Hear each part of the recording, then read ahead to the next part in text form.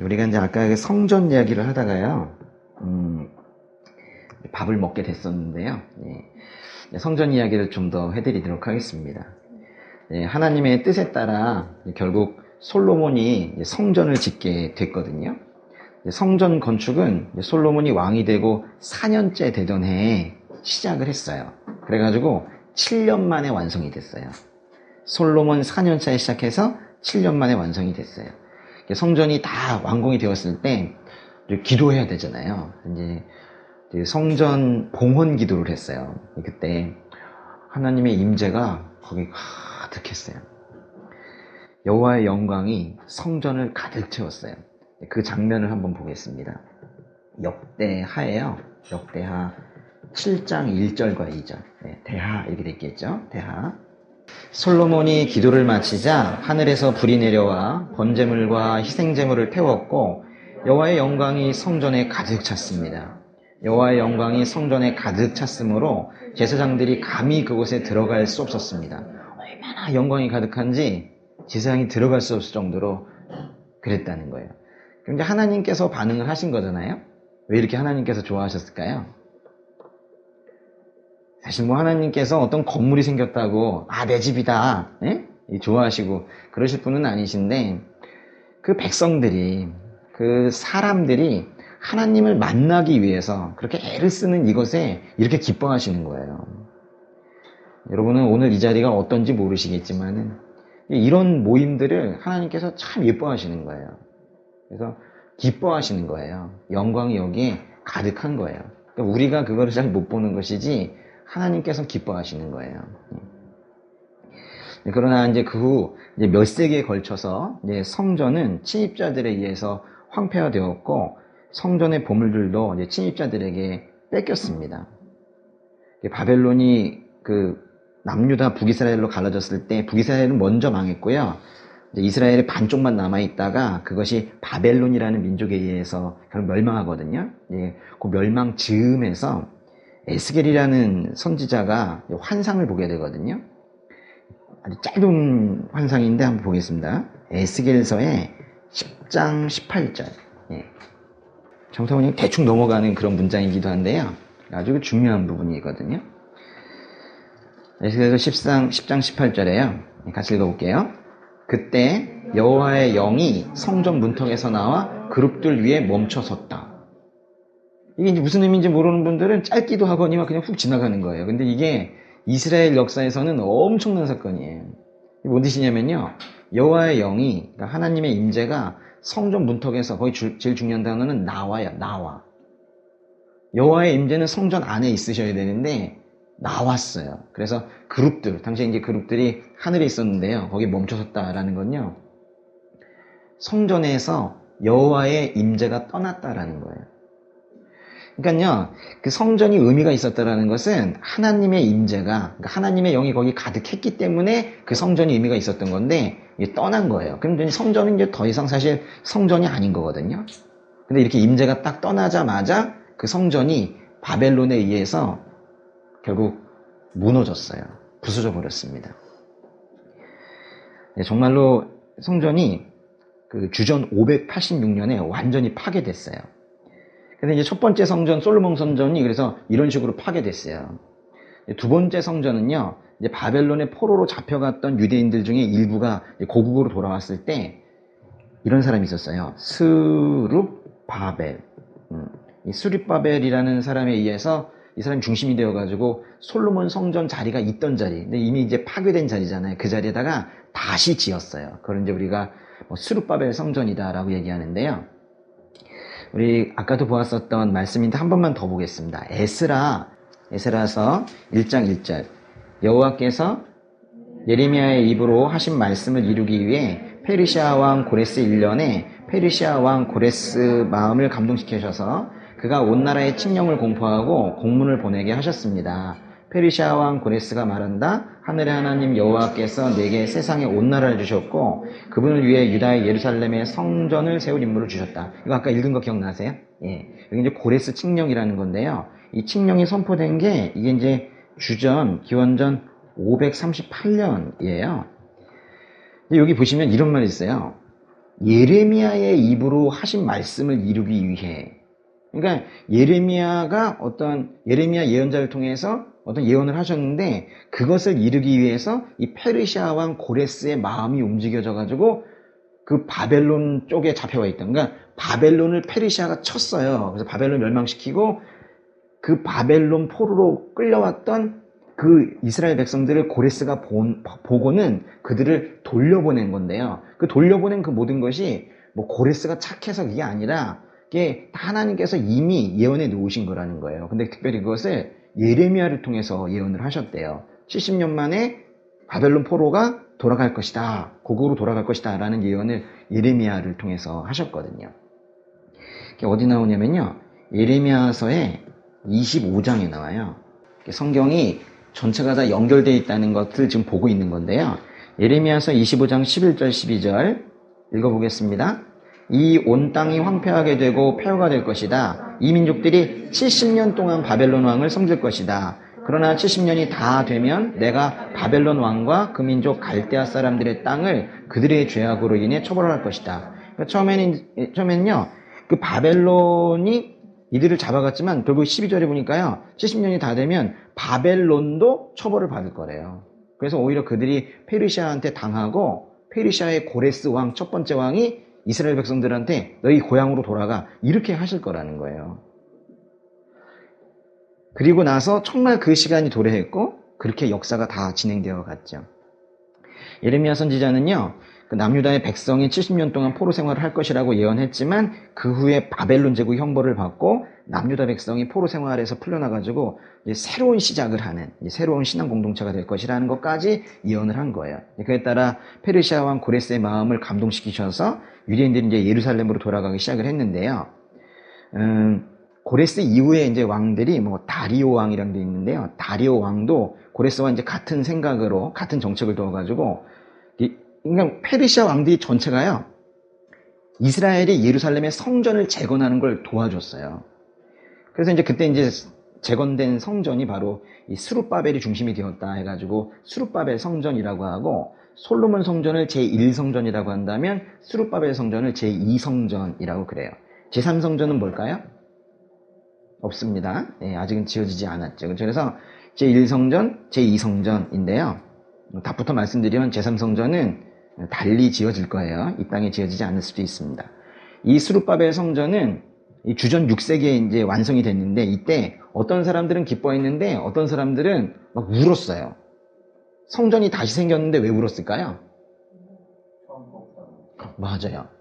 처음 거보다 너무 조그맣고 볼품없는 거예요. 그래가지고, 아니, 우리가 이제 포로 생활에서 이제 돌아왔는데, 하나님의 성전을 지었다고는 하는데, 참 그 하나님한테 면목도 없고, 이게 참 이게 무엇인가? 뭐 이런 이제 생각이 든 거예요. 그래가지고 어떤 사람들은 통곡을 했습니다. 근데 그것마저도요, 그 성전 완성이 얼마나 어려웠는지 몰라요. 그 좀 70년 동안 가 있는 동안에 그 자리를 또 예루살렘 쪽을 차지하고 있던 다른 사람들 있잖아요. 얼마나 방해를 하는지. 거기 이제 사마리아 사람들이 데려와 있었는데 사마리아 사람들이 또 그렇게 방해를 했어요. 그러면 포로에서 돌아온 이스라엘 사람들이라도 열심히 했어야 되잖아요. 근데 이제 성전의 의미를 잘 모르고 거기서 하나님 만난다, 이제 그거 사실 생각하면 열심히 지었을 텐데 생업에 바쁘다고 그랬어요. 먹고 사는 문제 바쁘다고 하면서 그 짓는 것을 그렇게 소홀히 하고 그래가지고 엄청 오래 걸렸습니다. 열정이 없었던 거예요. 하나님 만나는 열정, 그게 없었던 거예요. 그래가지고 20년 걸렸습니다. 그 작은 걸 짓는데. 그래가지고 주전 516년에 이제 완성이 되었는데요. 그나마도 그게 완성이 안 되니까 하나님께서 그 성전 재건하는 거 좀 빨리 좀 하라고 성전 재건 촉구를 하는 두 예언자를 또 보내서 그걸 또 완성을 하셨다고요. 성전을 지읍시다! 라고 이제 두 사람을 보냈는데, 두 사람이 누구게요? 네, 맞아요. 그 끝에 이제 우리 구약성경의 끝이 학승말 이렇게 끝나잖아요. 말라기 앞에 있는 둘이 있죠. 누구랑 누구라고요? 학개와 스가랴. 이 학개 선지자와 스가랴 선지자를 보내서 성전 재건을 촉구를 했습니다. 근데 이제 그 성전은요, 작았다고 그랬잖아요. 볼품 없었다고 했는데, 그래서 이제 예수님 태어나시기 직전에 그 유대 지방의 왕이 되었었던 헤롯 대왕이라고 있었습니다. 그 헤롯 대왕이 그 예수님 태어나셨다 할 때, 그때까지였는데, 딱 그때까지였는데, 그때 예수님이 유대 왕으로 태어나신다 그랬더니, 그때 예수님을 포함한 모든 아기를 죽여야 되겠다 이래가지고 당시에 유아 살해 명령 내렸던 이제 그 사람인데, 뭐 이쪽에 있었던 유대인들이 환심을 살려고 했는 건지는 몰라도 그 수르바벨 성전이 너무 작으니까 그걸 갖다가 증축했어요. 확장했습니다. 그래가지고 다시 더 만들었는데요. 그걸 갖다가 또 다른 사람들이 헤롯 성전이라고 부르기도 해요. 그러니까 헤롯 성전은 별개의 성전이 아니라 수르바벨 성전이 확장된 거예요. 그러니까 그것도 제3성전이라고 하진 않고, 그래서 거기까지를 수르바벨 성전과 그것이 증축이 된 헤롯 성전까지를 그냥 제2성전이다 그렇게 부르고 있어요. 근데 그거 지금 없어요. 그거 어딨나요? 부서져 버렸죠. 이제 예수님 죽으시고 한 40년 정도 있다가 예수님께서 분명히 성전 무너질 거라고 그러셨거든요. 근데 정말 무너졌어요. 그리고 나서 주후 70년 예수님 십자가에 죽으시고 한 40년 정도 지났다가 그 제2성전 그것이 완전히 파괴돼 버리고, 사실 도시 자체가 없어지고 거기에 있는 모든 유대인들이 전 세계로 뿔뿔이 흩어져 버렸죠. 이스라엘이라는 나라 자체가 없어졌잖아요. 그러다가 나중에 이제 1948년 5월에 다시 생기긴 한 건데요. 그럼 몇 년 동안을 사람들이 흩어져 살았던 겁니까? 이스라엘에게 이제 성전이라는 것은 하나님의 임재를 상징하는 곳이었었어요. 그러니까 말하자면 하나님 만나는 곳이었다고요. 특별히 이제 거기 특별히 들어갈 수 있는 사람들 제사장이잖아요. 더 깊이 들어가는 사람들. 제사장이 특별히 독특한 하나님의 임재를 경험하던 그런 장소였었는데, 성전이라고 하면 이제 보통 이렇게 뭐 건물이 서져 있는 그런 느낌인데요. 그 전에도 사실 하나님 만나는 장소는 있었어요. 어디서 만났을까요? 원시 성전이 있어요. 원시 성전. 제가 만든 말이긴 한데 원시 성전이 하나가 있어요. 사실 하나님 만나면 성전이에요. 그럼 여기는 어딘가요? 성전이 되는 거예요. 제가 오늘 끝날 때까지 답을 못 드릴 것 같아가지고 우리 시간이 안 될 것 같아서 제가 답부터 먼저 드릴게요. 그렇죠? 이제 지금 현재 성전은 우리 마음이에요. 마음. 이게 지금 다 성전을 가지고 계신 거죠. 어디서 우리가 하나님을 만난다는 뜻이에요? 마음에서 만나는 거예요.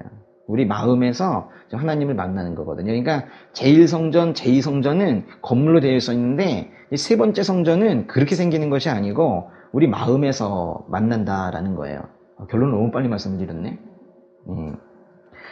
하여간 이제 예전에 처음에 하나님을 만난 곳은요, 에덴 동산이죠.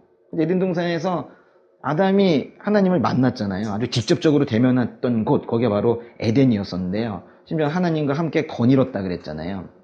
대화하면서. 하나님께서는 천지를 창조하셨을 때, 하나님께 처음 만드셨을 땐 그렇게 자연스럽게 하나님을 만났던 거예요. 원래 인간은 그렇게 하나님과 잘 소통하고 대화하면서 그런 존재였단 말이에요. 처음에 아담 만드시는 장면 한번 볼게요. 창세기 2장 7절로 가보세요. 여호와 하나님께서 땅에서 취하신 흙으로 사람을 빚으시고 그 코에 생기를 불어넣으시자 사람이 생명체가 됐습니다. 땅의 흙으로 사람을 빚으시고 그랬는데요. 개역개정에서는 지으시고 그랬는데, 빚으시고가 정말 더 잘된 번역이에요. 왜냐하면 이게 빚으시고 지으시고, 이건 이제 히브리어에서 야차르라는 표현을 쓰거든요. 야차르. 이게 뭐냐면 토기장이가 진흙 빚는 거 있죠? 토기장이가 토기를 빚는 그 표현이에요. 그러니까 정말로 사람을 이렇게 빚어서 만드셨다는 표현을 쓴 거예요. 사람을 빚으셨습니다. 근데 그 사람이 아담인데요. 빚으셔서 만든 사람이 아담인데, 아담이 뭔 뜻이게요? 사람입니다. 사람을 만드셨는데 그게 아담인데 아담의 뜻이 사람이라고요. 근데요, 지금 보세요. 흙으로 지금 사람을 만들었잖아요. 그죠? 근데 이제 이 사람이 누구라고요? 아담이라고요. 아담이라고. 근데 이 흙이라는 것을 그 히브리어로 뭐라고 읽냐면요, 아다마라고 읽어요. 아다마. 그래서 이게 아다마에서 아담이 나온 거예요. 흙에서 사람이 나왔다라는 게 아예 이 언어에서도 있습니다. 단어 자체가 흙으로 사람을 지으셨다라는 그런 개념을 가지고 있는 거예요. 그리고 거기에 보시면 그 코에 생기를 불어넣으시자 사람이 생명체가 됐습니다 했는데요. 하나님이 지으신 사람이 하나님께서 코에 숨을 불어넣으시지 않았다면 그냥 일반 동물과 똑같았을 거예요. 먼저 만드신 거기다가 불어넣으신 거예요. 하나님 자신의 형상을 만드시려고 뭐 하시려고요? 하나님 자신의 형상을 만드시려고 하나님께서 사람의 코에 생명의 숨을 불어 넣으신 거예요. 그래서 생명체가 생명이 되었다는 거예요. 창세기에요, 2장 8절과 9절도 읽어보겠습니다. 이건 벌써 한번 읽었던 건데요. 시작. 여호와 하나님께서 동쪽에 에덴의 동산을 만드시고 손수 빚으신 그 사람을 거기에 두셨습니다. 그리고 여호와 하나님께서는 보기에도 아름답고 먹기에도 좋은 온갖 나무가 땅에서 자라게 하셨습니다.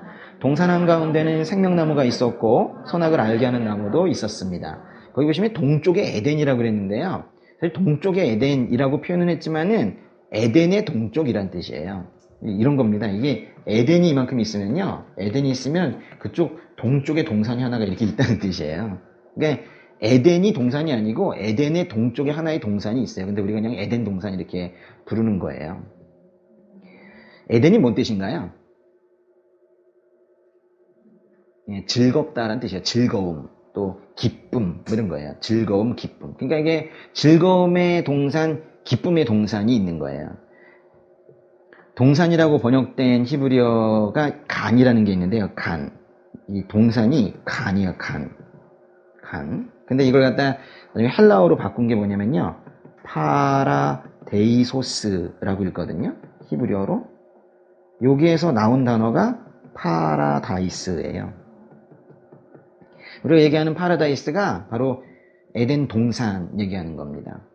근데 여기에는 우리 아까도 읽었었던 보기에도 좋고 아름다운 그런 온갖 나무 열매들이 거기에서 자라고 있었어요. 아주 풍요로운 곳이었다 하는 거죠. 여기서 이제 아담이 구체적으로 뭘 해야 했냐면요, 창세기 2장 15절로 가보세요. 여호와 하나님께서 그 사람을 데려다가 에덴 동산에 두셔서 동산을 일구고 지키게 하셨습니다. 구체적으로 해야 되는 게 뭐냐면요, 동산을 일구고 지키고, 이거 두 개 해야 돼요. 근데 이제 그걸 갖다가 개역개정에서는 경작하고 경작하며 지키다 뭐 이랬는데요, 두 개를 해야 돼요. 일구는 것과 지키는 것, 이 두 개를 해야 돼요. 조금 히브리어를 좀 알려드릴게요. 일구다라는 건 어떻게 발음하냐면 아바드 한다고 그러거든요. 아바드. 이제 지키다라는 건 샤마르 한다고 그래요. 샤마르. 아바드하고 샤마르 하는 것을 해야 된대요. 상당히 중요한 말이거든요. 이거를 기억하시면서 민수기라는 책으로 가보겠습니다. 민수기의 3장 7절에서 8절. 오늘 사람이라는 것이 어떤 정체를 가지고 있는지 아시게 될 거예요. 민수기 3장 7절 8절. 재미는 있으십니까? 네? 그래요. 나 혼자 지금 이러는 걸까봐 좀 걱정이 돼서요. 3장 7절 8절. 같이 읽겠습니다. 레위 지파 사람들은 회막 앞에서 아론의 일과 온 회중과 관련된 일들을 돕는다. 그들은 성막에서 봉사하는 사람들로서 회막의 모든 물품들과 이스라엘 백성에 대한 일들을 돕는다. 이 말과 도대체 뭔 상관이 있느냐. 여기 지금 레위 지파, 이게 지금 여기 성막을 지키는 이 제사장 집안들이 바로 레위 지파인데요. 거기 민수기 3장 8절에 보시면요, 그들은 성막에서 봉사하는 그랬죠. 봉사하는 사람들로서 회막의 모든 물품들과 이스라엘 백성에 대한 일들을 돕는다 그랬죠. 돕는다 그랬죠. 여기 봉사하는 이 바로 아바드이고요, 돕는다는 게 바로 샤마르예요.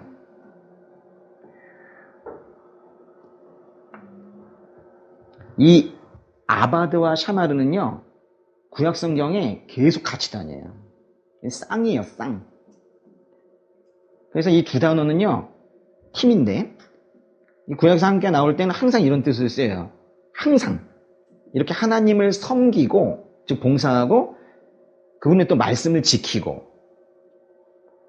이럴 때 쓰여요, 항상.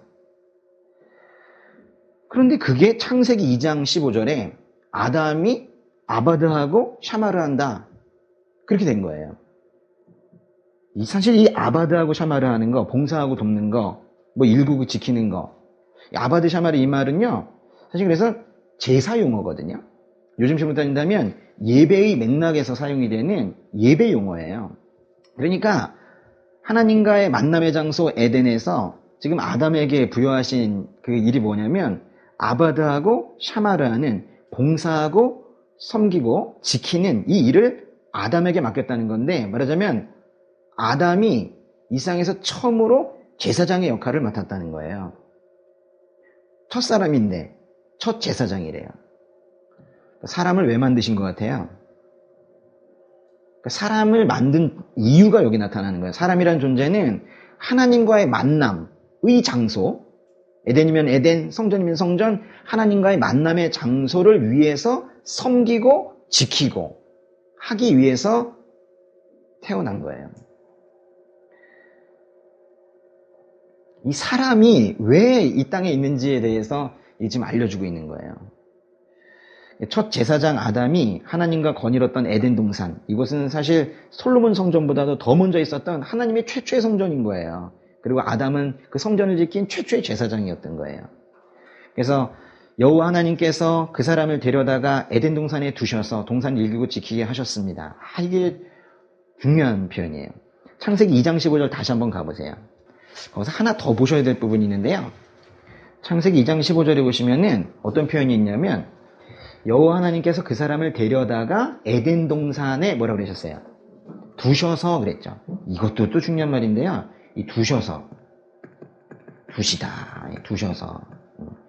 이 두시다라는 건요, 이것도 읽을 때 누아 그래요. 누아, 누아했다 그러시는데, 이게 이제 보통 이게 쉰다는 뜻이에요. 휴식을 취한다는 뜻이에요. 쉬는 거예요. 근데 이게 이제 어느 정도의 휴식이냐면 완전히 쉬는 거예요. 완전한 휴식의 상태, 안식의 상태, 안식의 상태, 이런 거예요. 경험하십니까? 네. 그러니까 이게 지금 뭐라고 말씀하신 거냐면, 두셔서, 그러니까 누아하셔서, 그리고 봉사하고 지키게 하신대요.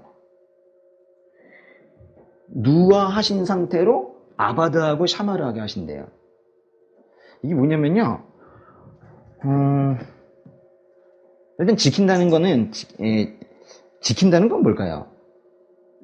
저기 샤마르 한다는 거는, 저건 이제 성소에 어떤 그 하나님 만나는 곳에 질서가 있습니다. 이제 그런 걸 지키고, 또 지킨다는 건, 우리 보통 지킨다는 건 뭐예요? 외부로부터 침입으로부터 막는 거잖아요. 뭐 이런 것들을 이제 하는 건데, 그런 일을 지금 아담에게 맡기면서 뭐라고 하셨냐면, 두셔서 그런 거예요. 누아하시면서. 그럼 그냥 그 일을 갖다 놓는 이게 아니고 완전히 쉬게 하는 거예요. 근데 이게 좀 이상하잖아요. 쉬게 하면서 뭐 지키는 일을 맡기는 거예요. 이게 뭐냐면요, 동산을 섬기고 지키는 거, 하나님을 섬기는 거, 이거는요 완전한 안식의 상태에 두시면서 그렇게 하신다는 거예요. 하나님을 만나는 곳, 즉 성전에서, 요즘식으로 따진다면 교회에서 봉사하며 지키는 건 본래 완전한 안식의 상태, 최고의 휴식의 상태에서 하는 거예요.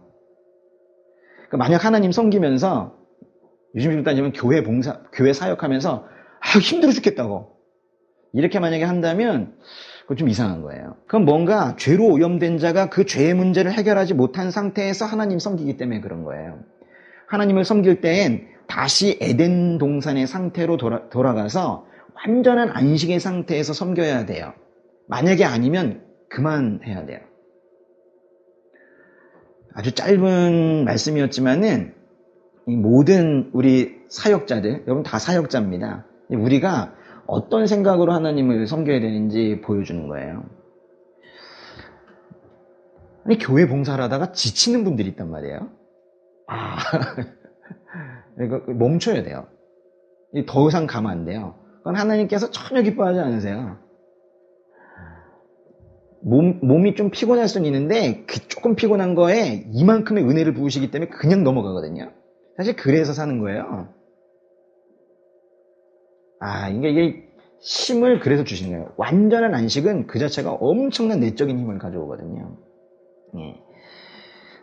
계속 이제 뭔가를 섬기시고 지키시고 할 때 우리가 어떤 나의 상태를 유지해야 되는지, 어떻게 자신을 관찰해야 되는지를 그걸 잘 보시란 말이에요. 하나님께서 이렇게 이제 아담을 마치 제사장처럼 이렇게 임명을 하시고 곧 아담이 지켜야 할 이 동산의 질서를 말씀해 주시는데요. 왜냐면 지키라 했으니까 질서도 지키고 외부 침입으로부터도 막고 이래야 되거든요. 또 말하자면 이제 아담에게 첫 번째 계명, 이러해야 한다라고 주어지는데 그게 바로 그 다음 절이에요. 2장 16절 17절 읽어보겠습니다. 여호와 하나님께서 아담에게 명령해 말씀하셨습니다. 너는 이 동산에 있는 각종 나무의 열매를 마음대로 먹을 수 있다. 그러나 선과 악을 알게 하는 나무의 열매는 먹지 마라. 그것을 먹는 날에는 내가 반드시 죽을 것이다. 이렇게 연결이 되는 구조인 거예요. 이건 아까도 읽었었잖아요. 그렇죠? 이 동산에 있는 각종 나무의 열매를 마음대로 먹을 수 있지만 선과 악을 알게 하는 나무의 열매를 먹지 마라고 하셨는데요. 이게 하나님께서 세우신 에덴 동산의 그 질서인 거예요. 물론 이제 우리는 아까 강의를 들었기 때문에 또 이전에 뭐 다 읽으셨기 때문에 결론은 알고 있죠. 그 질서는 깨졌습니다. 아담이 불순종했고 에덴 동산의 거룩한 땅에서 결국 쫓겨났어요. 아담과 하와는 선악을 알게 하는 나무의 열매를 먹었죠. 그런 불순종을 통해서 결국 아담과 하와가 깨달은 건 선과 악이에요. 잘 보세요. 지금 이들이 먹은 게 뭐예요? 선과 악을 알게 하는 나무의 열매를 먹었죠. 그럼 그 나무의 열매는, 그 나무는 뭘까요? 아니, 꼭 누가 말한 것도 아닌데 사과나무를 항상 그리죠. 네? 사과나무 아닌데 꼭 사과나무의 열매를 그리고 사과 이렇게 따먹고, 그죠? 뱀이 위에 또아리 태우고 있고 뭐 이런 그림 항상 그리잖아요. 근데 그 열매가 특이한 건 없어요. 열매가 거기가 무슨 효염이 있는 그런 열매가 아닌 거예요. 그러니까 이제 불순종을 하면서 죄를 지으면서 그 과정을 통해서 그 자신이 죄에 사로잡혀 있다는 것을, 그러니까 하나님에게 순종하지 않으면 바로 죄에 사로잡힌다라는 것을 불순종을 하면서, 사실 이런 경우 사실 할 필요 없는데도 이 불순종을 경험하면서 알게 된 거예요. 어쩌면 그 선과 악을 알게 하는 그 나무는요, 사실 저거 먹지 마라 그랬는데 다른 나무랑 똑같을 수 있어요. 그냥 똑같은 나무인데 조금만 먹지 마라, 사실 조금 잘못해가지고 이거 먹지 마라 이렇게 하셨어도 별반 다를 게 없어요. 그러니까 그 나무 자체가 특이한 것이 아니라, 그럼 그 나무 열매 먹으면 몸과 마음에 큰 변화가 생기고 뭐 이래가지고 갑자기 죄인이 된 게 아니라, 그들에게 변화가 생긴 건 나무 열매를 먹었기 때문이 아니에요. 그 열매가 특이해서가 아니라 불순종했기 때문이에요. 결국에는 선과 악을 알게 됐지요. 근데 그거는 열매 때문이 아니라 불순종이라는 죄악의 결과로 그 과정에서 알게 된 거예요.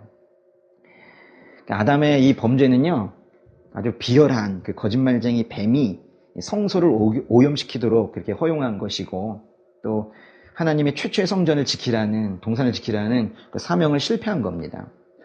그러니까 하나님과 만나는 그 거룩한 자리가 죄로 인해 부정해지고 더러워지고, 아담은 쫓겨나서 제사장에서도 제사장 역할도 잃게 된 거예요. 그렇다고 이제 에덴을 지키지 않을 수는 없어요. 그래서 에덴을 누가 지키게 되었나요? 그룹, 그죠? 이게 지금 강의가 계속 이어집니다. 그죠? 그룹들이, 천사적인 존재가 지키게 되는데요. 저는 이렇게 표현하고 싶어요. 그룹들이 에덴 동산을 임시적으로 지키게 되었다. 제가 왜 임시적이라고 말하냐면, 그 지키는 일을 다시 찾아와야 되기 때문에, 그리고 이제 찾아올 수 있도록 해주셨기 때문에 임시적이라고 하는 건데요. 그 말씀도 한번 찾아보겠습니다. 그 지키게 된 경위도요. 창세기 3장 24절. 창세기 3장 24절. 하나님께서 그 사람을 쫓아내시고 에덴 동산 동쪽의 그룹들과 회전하는 칼의 불꽃을로 생명나무로 가는 길을 지키게 하셨습니다. 왜 했던 말씀을 자꾸 읽나 이렇게 생각하시나요? 일부러 계속하는 건데요. 같은 날 어떤 말씀을 2번 또는 3번 읽으면 어떤 변화가 생기는지 여러분이 좀 아시라고요. 상당히 풍성해지거든요. 이제는 누가 지키냐면요, 이제 그룹들이 지킵니다. 거기 보시면 되는데 3장 24절 끝에 생명나무로 가는 길을 지키게 그랬죠. 지키게. 이걸 갖다가 히브리어로 뭐라고 할까요? 아까 지킨다는 게 뭐였었어요? 샤마르. 근데 여기 지금 다른 게 뭐냐면은, 우리 아까는 아바드 샤마르 그랬잖아요. 근데 여긴 지금 뭐만 남았어요? 샤마르만 했죠. 그러니까요, 지금 그룹들이 지키긴 지키는데, 원래 그 에덴에서 해야 되는 일을 하면서 지키는 게 아니라 얘네는 정말 지키는 단순 업무만 하는 거예요. 그래서 구약 성경 내내 이제 이 그룹들이 계속 지키는 내용이 나오는데요. 이들은 정말로 뭐 파수꾼 역할, 경비대 역할 그 정도밖에 할 수가 없는 거예요. 그래서 이스라엘 백성들은요, 이 그룹이라는 게 성전을 지키는 존재로 항상 인식을 했었어요. 그리고 하나님께서도 뭐 그렇게 말씀하셨고, 이 책에 보시면 출애굽기인데 우리말 성경은 출이집트기라고 해놨는데요. 출이집트기에 보면은 언약궤를 만들라는 하나님의 명령이 구체적으로 나오거든요. 그러니까 언약궤는 하나님의 임재가 직접적으로 임하는 그런 나무 상자 같은 거예요. 잠깐 그 장면 좀 볼게요. 출애굽기에 25장 10절. 하나님의 임재가 아주 직접적으로 거한다라는 이 언약궤, 다른 말로 법궤, 다른 말로 증거궤, 여러 가지 별명이 있는데요. 이 언약궤를 만들 때 나무로 만들어요. 25장 10절 보시면 읽어볼게요. 그들로 하여금 시띠나무로 궤를 만들게 하여라. 길이가 2.5 규빗, 너비가 1.5 규빗, 높이가 1.5 규빗이 되게 하여라. 개역개정에서는 시띠나무를 뭐 조각목 그랬는데요. 다 나무로 만들었다는 뜻입니다. 그리고 그 다음에 18절부터요. 그 다음 보시면 18절부터 22절까지 읽어볼게요. 25장 18절, 22절 시작. 덮개 끝에는 금을 망치로 두들겨 그룹 두 개를 만들되 한 그룹은 이쪽 끝에 또 한 그룹은 저쪽 끝에 두어라. 곧 그룹을 덮개 양 끝에 두고 덮개와 한 덩어리로 만들어라. 그룹은 날개가 위로 펼쳐져 있어 날개로 덮개를 가리게 하고 둘이 서로 얼굴을 마주하되 덮개를 바라보게 하여라. 덮개를 궤 위에 덮고 내가 네게 줄 증거판을 궤 속에 넣어두어라. 거기에서 내가 너와 만날 것이요 증거궤 위에 놓여있는 두 그룹 사이 덮개 위에서 내가 이스라엘 자손을 위해 네게 준 계명에 대해 내가 모든 것을 너와 말할 것이다. 22절에 거기에서 내가 너와 만날 것이다 그랬잖아요. 이 만난다라는 말이 여기 제일 중요한 거예요. 그래서 하나님께서 이 만나시는 장소로 그 성막 안에 성소 안에 또 거기서 특별히 이 박스 위에 이 언약궤라는 이 궤 위에서 만나시겠다는 거예요. 보시면 언약궤가 이렇게 생겼습니다. 이렇게. 이 시띠나무 조각목으로 만든 것이고 요 위에 둘이 뭐예요? 이 그룹이에요. 두 그룹이 바라보고 있잖아요. 근데 사실 이 아래로 봐야 되는데 좀 시선이 좀 너무 위로 갔어요. 한때가 왔는데요. 이렇게 돼 있는 거예요. 이렇게. 그래가지고 계속 이 그룹이 뭔가 지키는 거예요. 하나님과 우리가 만나는 자리를 지킨다라고 지금 이 사람들은 생각을 하고 있는 거예요. 그 출애굽기 지금 펴셨으면요. 거기에 25장의 31절도 한번 읽어보세요. 25장의 31절. 등잔대는 순금으로 만들되 망치로 두들겨 만들어라. 그 받침대와 대롱과 꽃 모양의 잔과 꽃받침과 꽃뿌리를 다 한 덩어리로 만들어라. 여러분 이스라엘 가면은 많이 파는 이게 촛대 있죠? 이렇게 생긴 거, 그죠? 예? 지금 이거 얘기하는 건데요. 이게 왜 이 모양이게요? 이게 생명나무 만든 거예요, 생명나무. 그러니까 이 성막 성전을 만들면서 계속해서 이 사람들은 에덴 동산의 회복을 계속 지금 그거를 갈구하고 있는 거예요. 솔로몬 성전의 내부도 비슷하게 설계가 됐는데요. 열왕기상에 8장 6절부터 7절까지 보겠습니다. 시작. 제사장들은 여호와의 언약궤를 성전 안쪽에 지성소로 들여가 그룹의 날개 아래 놓아두었습니다. 그룹들은 언약궤가 놓인 자리 위에 두 날개를 펼쳐서 궤와 그 채를 덮었습니다. 보세요. 계속 그룹들이 지키고 있죠. 솔로몬 성전의 구조물에 대한 열왕기상 설명들 보면요. 거기도 꽃과 나무 이야기가 많아요. 그래가지고 그 성전의 그것도 문양이나 이런 것들이 다 나무 꽃이에요. 다 이게 에덴 동산을 떠올리게 하는 것들입니다. 그러니까요. 이걸 아셔야 돼요. 처음에 있는 그 에덴 동산 얘기를 너무 아이들만 보는 그 주일학교 내용으로 보시면 성경을 정말 잘못 보는 거예요. 성경은 끊임없이 에덴을 그리워합니다.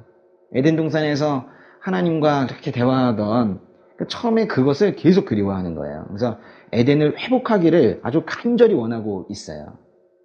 그래서 성경 전체가 에덴 회복 이야기다라고 보셔도 돼요. 다시 창세기로 좀 가시면요. 창세기의 2장 10절로 가보세요. 2장 10절로. 강 하나가 에덴으로부터 나와서 동산을 적시고 거기로부터 갈라져 네 줄기 강의 원류가 됐습니다. 그러니까 에덴으로부터 한 줄기 강이 흘러나와요. 그래서 거기 회복되어야 되는 이 에덴은 뭔가 강의 줄기가 흘러나오는 것으로 이들은 이해하고 있어요. 그래서 성경은요. 성경을 믿는 우리는 에덴을 그리워하는 사람들인데, 그래서 이제 우리가 에덴을 그리워한다는 건 사실 이제 회복을 원하는 거예요. 그래서 이제 실제 돌이나 흙으로 지어지진 않았지만은 성경에 매우 구체적인 모습으로 묘사되고 있는 두 성전이 있는데, 바로 에스겔의 성전과 요한계시록의 성전이에요. 그러니까요, 실제 지어진 성전은 뭐였었어요? 솔로몬 성전이 지어졌었고, 그 다음에 두 번째로 스룹바벨 성전이 지어졌는데, 그거는 나중에 헤롯 성전으로 확 증축되었고, 겨우 이 두 개예요. 두 개밖에 없어요. 그런데 실제 성전에 대해서요, 아주 자세하게, 심지어는 에스겔서에서는요 40장부터 48장까지 그 많은 지면을 할애해서 성전의 안뜰, 바깥뜰, 거기에 문이 어떻게 돼 있고 계단이 몇 개이고 한 이런 것들이 각 문 옆으로 지나가는 방들이 몇 개이고 그거에 규격이 얼마이고 하는 그 자세한 내용들을 40장부터 48장까지 이렇게 에스겔서에서는 써놨거든요. 요한계시록에도 가면 22장에 또 그런 내용들이 있고 그래요. 그래서 실제 이 땅에 건축이 되진 않았지만은 또 성경에 있는 성전이 두 개가 있는데, 두 개가 에스겔의 성전과 요한계시록의 성전입니다. 에스겔서 한번 잠깐 볼게요. 다 볼 수는 없고 시작하는 부분만 좀 볼게요. 에스겔서 40장 1절과 2절. 우리가 포로된 지 25년째 되는 해, 성읍이 파괴된 지 14년째 되는 해, 그의 첫째 달 10일 바로 그날 여호와의 손이 내 위에 있어 그분께서 나를 그곳에 데려가셨다. 환상 속에서 하나님께서는 나를 이스라엘 땅으로 데려가 아주 높은 산 위에 세우셨는데, 그 남쪽으로는 성읍처럼 생긴 건물이 있었다. 지금 포로로 끌려가서 지금 바벨론 저기 가 있는 건데요. 메소포타미아 저 가 있는데, 하나님께서 들어 올리셔가지고 예루살렘 쪽을 이렇게 보여주시면서 실제가 아닌데 성전의 모습을 보여주시는 거예요. 그 에스겔서 40장부터 시작해서 48장까지 쭉 한번 읽어보세요. 성전의 모습이 이것만큼 구체적으로 되어 있는 게 없어요. 근데 실제로 지어지지도 않은 건데. 이제 이렇게 시작을 해서 48장까지 하나님께서, 그러니까 말하자면 회복된 성전의 모습을 이제 우리에게 보여주시는데요. 이건 실제로 지어질 성전이 아니라 사실은 이제 상징적인 겁니다. 다시 회복되어야 될 우리와 하나님과의 관계, 또 우리의 예배, 회복되어야 될 우리의 신앙, 이런 것들을 상징적으로 보여준 거예요. 근데 여기에 보면요, 좀 놀라운 부분이 하나가 있는데, 에스겔서의 47장으로 한번 가보세요. 47장 1절부터 12절까지 크게 한번 읽어보겠습니다. 12절까지요. 시작. 그리고 그 사람이 나를 다시 성전 입구로 데려갔는데, 성전 문턱 아래로부터 물이 나와서 동쪽으로 흘러가고 있었다. 성전이 동쪽을 향하고 있었기 때문이다. 물은 성전 오른쪽 아래 제단의 남쪽에서 흘러나오고 있었다. 그가 나를 데리고 북쪽 문 방향으로 나와서 나를 바깥 방향으로, 동쪽으로 향하는 바깥문 방향으로 인도해 갔다. 물이 오른쪽에서 흘러나오고 있었다. 그때 그 사람이 줄자를 손에 쥐고 동쪽으로 가면서 그가 1000규빗을 재고 나를 데리고 물속으로 갔다. 물이 내 발목까지 차올랐다. 그가 다시 1000규빗을 쟀다. 그러고는 나를 데리고 물속으로 갔는데 물이 내 물까지 차올랐다. 그가 다시 1000규빗을 쟀다. 그러고는 나를 데리고 물속으로 갔는데 물이 내 허리까지 차올랐다. 그가 다시 1000규빗을 쟀다. 그러자 이제는 강물이 돼 내가 건널 수 없게 됐다. 물이 차올라서 헤엄치기에 충분했고 도저히 건널 수 없는 강이 됐다. 그가 내게 물었다. 사람아, 이것을 보느냐? 그리고 그가 나를 데리고 다시 강둑으로 돌아갔다. 내가 돌아가 보니 강둑을 따라 수많은 나무들이 양쪽으로 서 있었다. 그가 내게 말했다. 이 물은 동쪽 지역으로 흘러 아라바로 가서 바다로 들어간다. 강물이 바다에 이르렀을 때 바닷물이 살아나는 것이다. 강물이 흘러가는 곳마다 떼지어서 움직이는 모든 생물이 살 것이고 물고기들이 수없이 많을 것이다. 이 물이 그곳으로 가서 바닷물이 살아나게 되기 때문이다. 강물이 흘러가는 곳마다 모든 것이 살 것이다. 어부들이 바닷가에 서 있을 것이다. 엔게디에서부터 에네글라임까지 그곳에 사는 물고기들은 그 종류에 있어서 대물고기처럼 매우 많을 것이다. 그러나 그 늪과 습지는 살아나지 못하고 소금 땅이 될 것이다. 갖가지 먹는 열매를 맺는 나무들이 강둑을 따라 양쪽으로 자랄 것이다. 그 나뭇잎이 시들지 않을 것이고 그 열매가 끊이지 않을 것이다. 달마다 열매가 열릴 것이다. 그 강물이 성소에서부터 흘러나오기 때문이다. 그 열매는 음식이 되고 그 잎사귀들은 약이 될 것이다. 뭔 얘기하는 것 같아요? 지금 성소에서 물이 똘똘똘똘 흘러나오는데, 처음에는 지금 3절 보니까 어디까지 물이 찼대요? 발목까지. 근데 4절에는 무릎까지 차다가 허리까지. 그러다가 5절에서는 물이 차올라서 이제 헤엄치기에 충분했고 이제 건널 수 없는 강이 됐대요. 그러다가 쭉 가다 보니까 8절 9절 넘어가면서 바다가 되죠. 지금 물이 엄청 늘어나는데 지금 나오는 곳은 한 군데예요. 성소에서 똘똘똘똘 나오는데 이게 이렇게까지 찬 거예요. 이제 뭐 바다니까 사람이 여기를 어떻게 할 수 없는 거예요. 무슨 얘기가 왔습니까? 이게 예수님께서 말씀하신 거예요. 생수의 강이 배에서 흘러나온다는 거예요. 그러니까 이게 회복된 인생의 풍요로움 있죠. 하나님께서 주신 그 임재가 크면 이렇게 사람이 풍성함 속에서 이게 살게 된다는 거예요. 넉넉해지는 거죠. 그러니까 이제 우리가 이거를 경험을 못하는 사람들은, 심지어는 똘똘똘똘하는 그 몇 방울도 경험을 못하는 사람들은 그 메마른 인생은 자기 하나 돌보기 힘들어요. 그런데 이게 이제 똘똘하는데 이제 신앙생활이 시작이 되면서 이제 발목이 차고 무릎까지 차고 허리까지 차면 요즘 살만하다. 이러다가 이제 점점 저에 가서 이게 바닥까지 되면 내가 빠져 죽는다는 얘기 아니에요. 좋은 거예요. 그래가지고 그냥 자기의 삶에 여기 이렇게 나를 품고 다니는 그 하나님의 임재가 바다 같은 거예요. 바다 같은 주의 사랑 그거 품고 이렇게 살면요, 그때부터는 자기 안 봅니다. 그건 뭐 하나님께서 당연히 책임지시기 때문에, 그래서 다른 사람들 이렇게 품으면서 그렇게 또 살 수 있거든요. 지금 이게 완전히 회복된 그런 모습 지금 보여주시는 거예요. 아주 감동적인, 예? 그런 모습이죠. 건널 수 없는 그런 바다까지. 근데 이게 보시면 에덴 동산과 비슷한 거예요. 에덴 동산에서도 강이 하나가 흘러나와가지고 여러 군데로 이렇게 퍼져가거든요. 근데 이게요, 그 요한계시록에 있는 성전에도 이 얘기가 나와요. 그것도 잠깐 볼게요. 요한계시록의 22장으로 가겠습니다. 요한계시록의 22장 1절부터 5절까지 읽을게요. 그 후 천사는 하나님과 어린 양의 보좌로부터 흘러나오는 수정같이 맑은 생명수강을 내게 보여주었습니다. 강물은 도성의 길 한가운데로 흐르고 있고 강 양쪽에 있는 생명나무는 매달 열매를 맺어 12열매를 맺고 나뭇잎들은 나라들을 치유하는 데 쓰입니다. 또다시는 저주가 없을 것입니다.